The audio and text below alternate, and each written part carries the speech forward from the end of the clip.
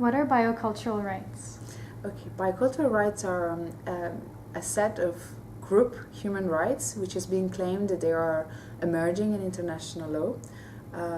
The idea behind that is that indigenous peoples and local communities have preserved sustainable ways of life, and that these ways of life can be preserved and can enhance the conservation of the environment only if they recognize a set of human rights.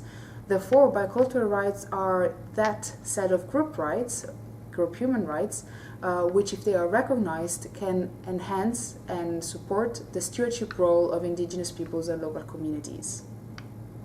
How can biocultural rights help balance conservation and human rights? Biocultural rights come from the confluence of human rights issues, and in particular indigenous peoples issues, indigenous peoples' rights issues, and the protection of the environment on the other side.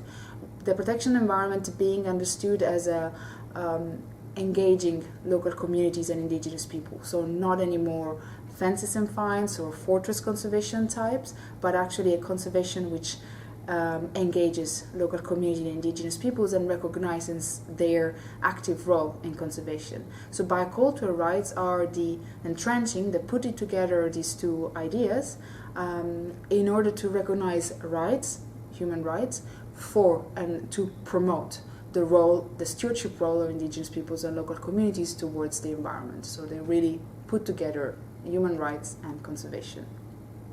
What are some issues and challenges that arise around biocultural rights? Well, there are many issues and challenges that arise.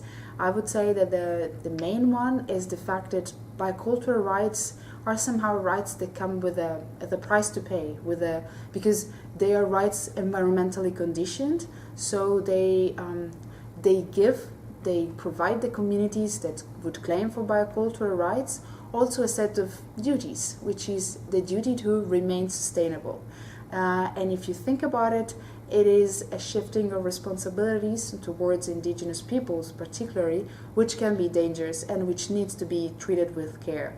It could be the case for local communities, which would also be holders of biocultural rights, as the theory says, because local communities at the moment are not as yet recognized a set of human rights like indigenous people's rights. Therefore, for them, it could really be a step forward. So I think this is the main challenge. But I also think that there are very positive sides in biocultural rights, which can be explored as well.